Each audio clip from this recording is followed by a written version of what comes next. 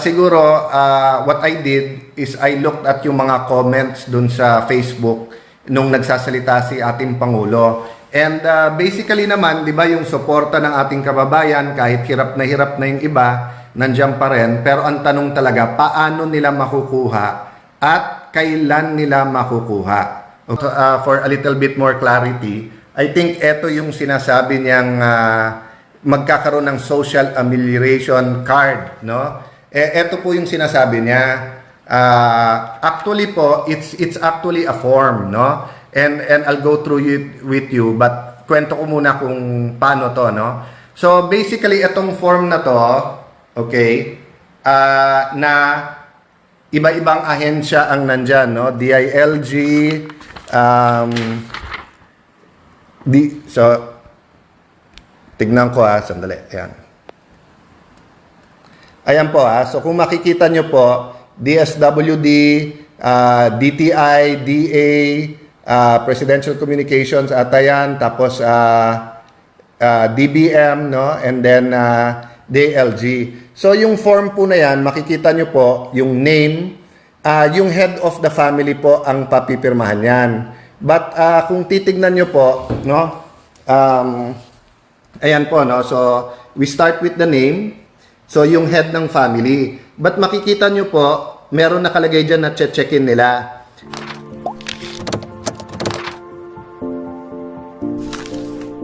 So, to go straight to the point, sinabi ng Pangulo, may 200 billion at ito ay para sa 2 months, 5 to 8,000 pesos para sa 18 million Filipino families. So, himayin muna natin isa-isa yon para klaro sa lahat, There are more than 24 million Filipino families, no? So about 109 million Filipinos.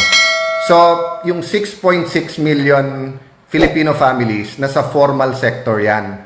Yan po ang mga may trabaho, SSS, GSIS, may income tax and everything. So there's going to be a different package, especially for small, micro, small, medium enterprises. Kasi more than 90% ng trabahante or ng mga trabaho nasa micro, small, and medium enterprise. So there's going to be a package for that. Yung Bayanihan to Heal As One is for the 18 million Filipinos na makareceive ng 18 million Filipino families na makareceive ng 5 to 8 million 5 to 8,000 pesos each, no? Then secondly, the law was also there to provide for yung mga medical needs, yung mga PPEs, personal protection equipment, protective equipment, at iba pang pangangailangan ng DOH at saka ng mga private hospitals, no? So I'll touch on that later. But siguro, what I did is I looked at yung mga comments dun sa Facebook nung nagsasalita si ating Pangulo. And basically naman, di ba yung suporta ng ating kababayan, kahit hirap na yung iba, nandiyan pa rin. Pero ang tanong talaga, paano nila makukuha at kailan nila makukuha? Okay, so ayan po, si Steve Cayetano, hindi ko alam kung magano ko, kailan makukuha, no? Eksakto, tinanong niya. Yon, si Bong Montonilla, tinatanong niya yung PPEs, bakit wala pa, no? So I'll go to that later. Let me start out muna with paano makukuha ng ating kababayan. So we go now to the guidelines that I think is a very important part of the report ng Presidente.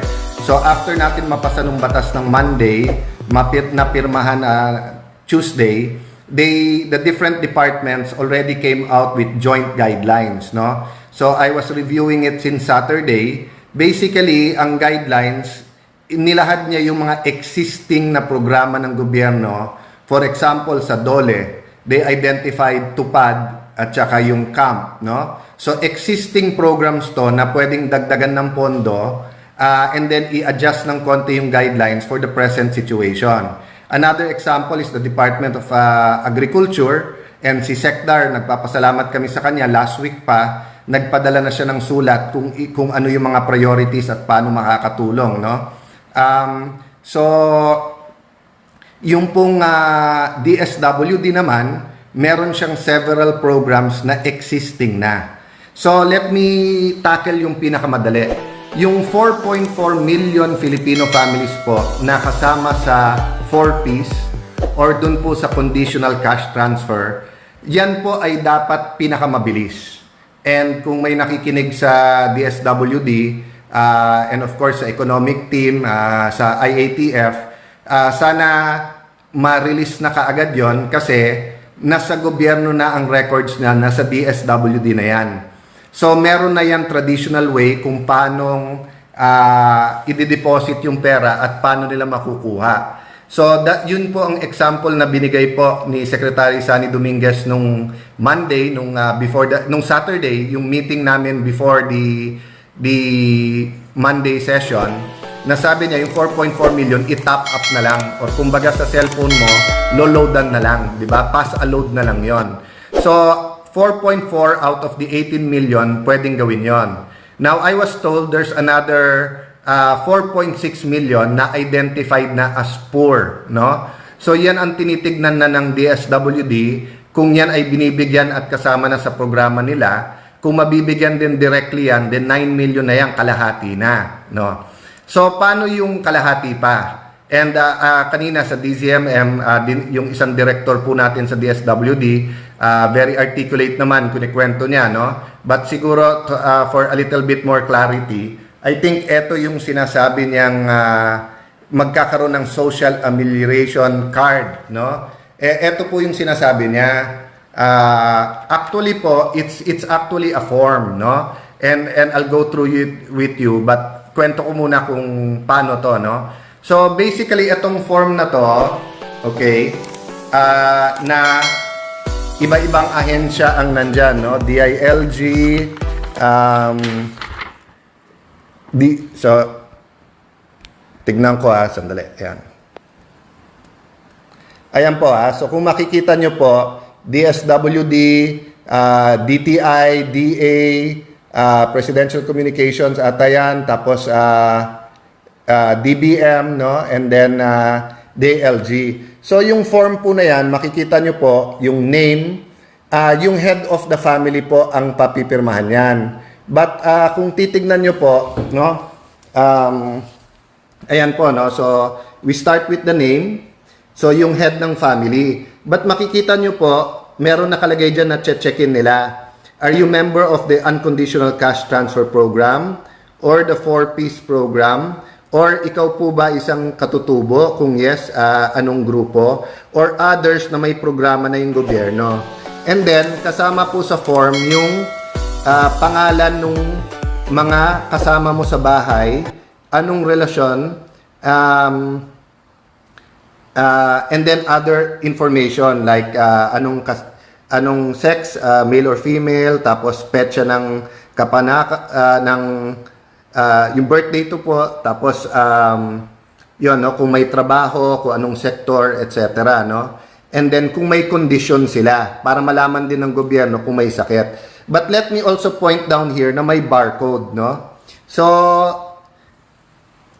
okay, so this form i-print po to sa mga local government units. So, sa mga province, city, or municipality.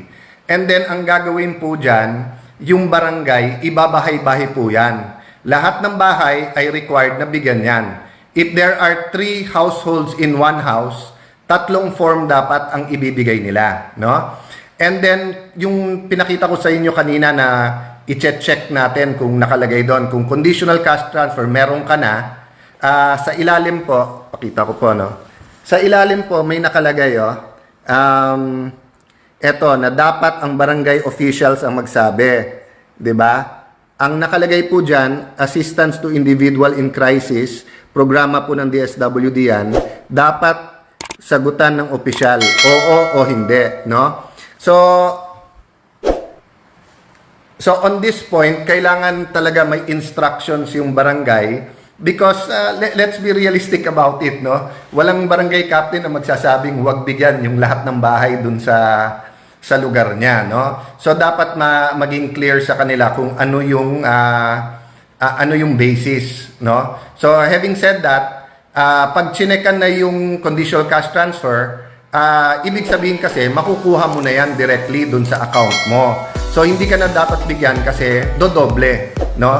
So ang intention in Metro Manila, it's 8,000. So bakit 5 to 8,000? So if you're from another place sa ating bansa, and for example dun sa lugar mo, 25% less ang minimum wage sa inyo, so ibig sabihin po, ang ibibigay sa inyo 25% less than 8,000. So 6,000 ang makukuha mo, no?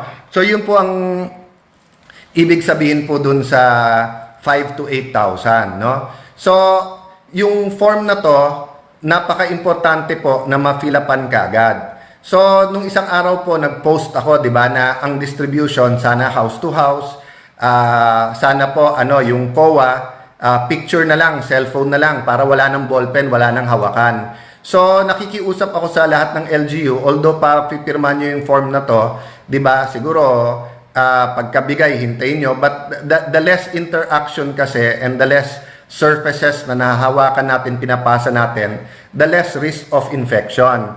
But I guess because nga tama yung sinabi ng ating Pangulo, this is the biggest ever programa ng gobyerno na mapagbigay ng ganitong amount kasi ngayon lang naman tayo nagka-problema na ganitong kalaki. So ang problema, kung walang basis din kung sinong bibigyan, unang-una hindi mo bibigyan 100% ng household We're going to give 18 million out of 24.4 or 24.6 million Filipino families. Now, kaya ko po tinuro yung barcode kasi yung iba kanina nagtatanong na sa akin if they can print. So, nung nagtanong kami sa DSWD, ibibigay pa daw sa regional director yung barcode for that city or municipality. I know for a fact that there's an important meeting tomorrow between the DILG, the DSWD, and the Department of Finance. So, pakitignan nyo po itong barcode na to. Kung by the time mag-meeting kayo tomorrow morning, na-release na yan, ibig sabihin, first thing in the morning, nag-preprint na yung mga LGU. Pero by the time na meet kayo or by the time na alas 9, alas 10, alas 11, kung wala pa yung barcode na yan, you might want to consider getting rid of it na. Because the barcode will actually help you sa liquidation and later on sa classification. But ang tao, kailangan nila yung pera ngayon na.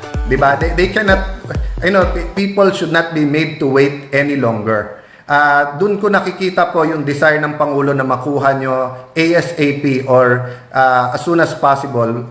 Doon sa pagbibigay niya ng power. Sinabi niya kanina, ine-empower niya na lahat ng departamento. So kung guidelines lang po ito, nasa atin na po yan. Pati COA naman po, ang alam ko po, ang COA is being very sensitive ngayon at coordinated din naman. No? So what's going to happen? What's going to happen is that merong memorandum of agreement na ibibigay ang DSWD sa lahat ng LGU, and as soon as the mayor or governor signs it, they should download a certain amount depende kung anong household. So for example, kung sa Taguig, kung 220, 240,000 households kami, pero kung ang qualified ay 140,000 household, magda-download na sila ng 8,000 times 140,000. No? Kasi yung downloading can take 1 or 2 days. So, ang recommendation namin, kahit print pa yung form, kahit iniikot pa yung form, i-download nyo na kaagad yung pera para walang delay. Total, hindi namang pwedeng galawin nung mayor yan hanggang wala yung mga forms. No? So, going now to the forms, napaka-importante na yung mga mayors at kapitan ay nagkakaisa in how to do this because any delay will also cause delay sa pag-aabot ng pera. Medyo naawa ako dun sa director ng DSWD nung tinanong po sa DZMM, more or less kailan ba marireceive ang pera. Pero ma'am, naawa man ako na yung question na yun was thrown at you.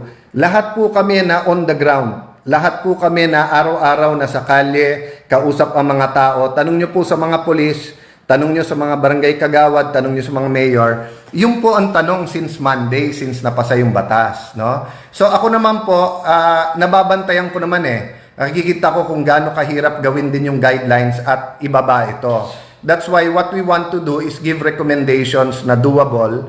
And I thank DSWD for being very open. No?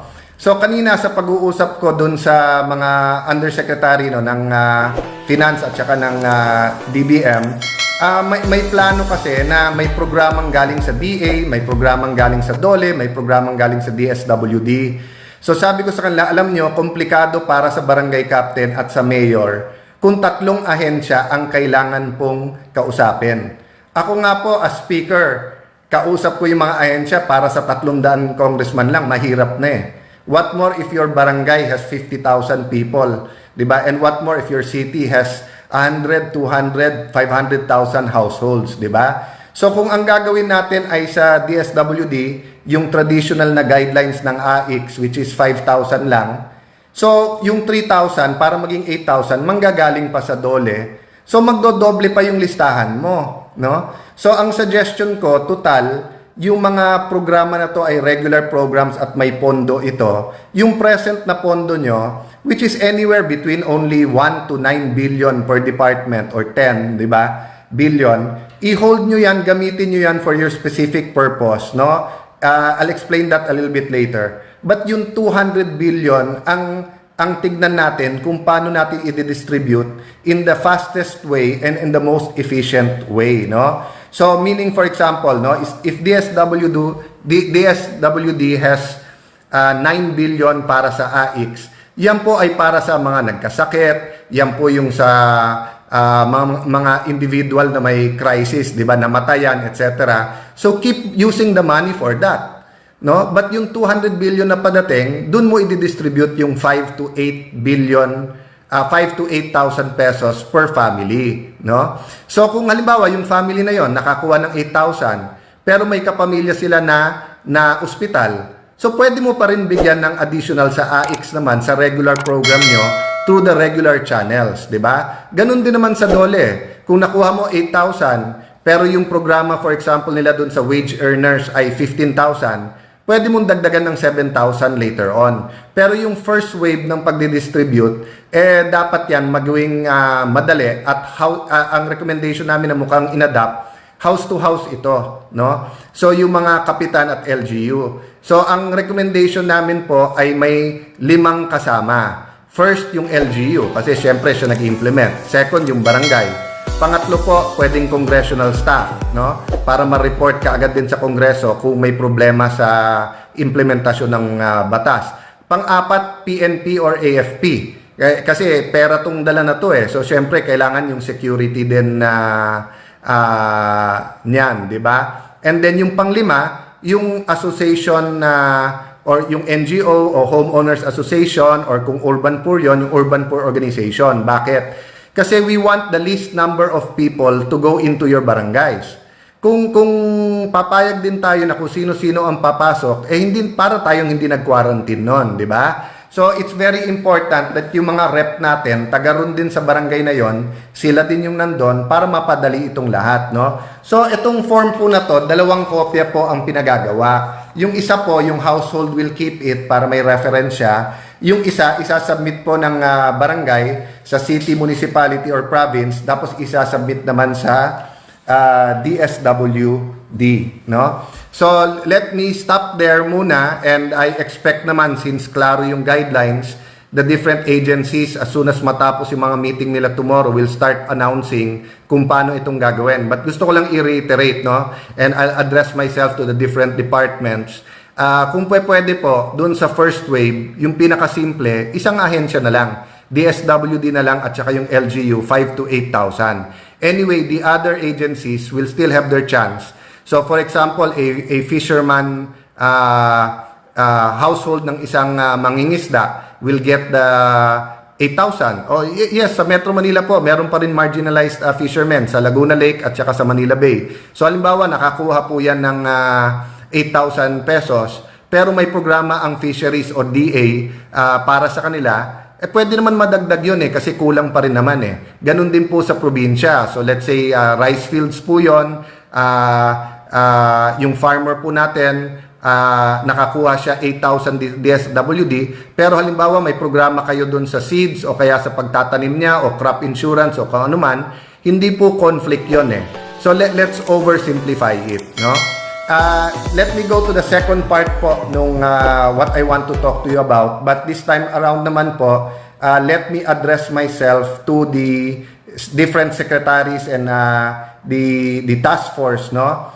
And let me speak as an ordinary citizen, pero nababasa ko sa comments sa Facebook at saka nakikita ko po yung reaction ng mga tao no? First and foremost, 'di ba? Since empowered na kayo lahat ng ating pangulo, ang request ko po, we speak with one voice. Okay, ulitin ko po we speak with one voice. Ibig sabihin, hindi po pwede na different members of the task force, iba po ang sasabihin. I know that's not the intention, and I know sometimes tricky yung media kasi pag nagtanong, nag-clarification, yung context minsan, lalo kung tweet pa lang yon or kung nasa online na hindi kompleto, kung hindi naman yung buong video, minsan nami-misinterpret. But I'll give you an example. Di ba? Today, sabi ng isang news report, sabi ni Sec Anyo, hindi dapat i-extend yung quarantine. Sabi naman ng isang report, sabi ni Sec Duque, dahil hindi pa naman natin nakikita yung peak at hindi pa natin nakikita yung takbo nung dapat i-continue yung quarantine or hindi pa niya nakikita yung dahilan to stop the quarantine. So, I know they're telling us their opinion regarding yung kanilang duty. So, kay Sec Anyo as DILG sa law enforcement sa quarantine. Pero si Sec Duque naman sa health. So, anong point po na to?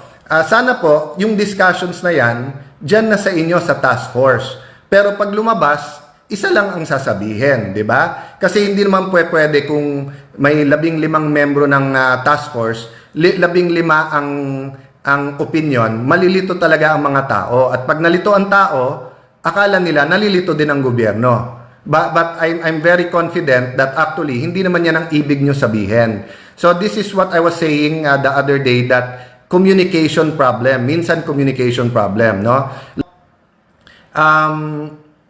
Marami pong questions po talaga and we'll try to answer that. But I think mas madali po talaga mag-converse if people already received the 5,000 to 8,000 pesos. So let me check my email or WhatsApp, Viber ngayon kung dumating na yung report galing Malacanang. I heard it was being sent kanina, no?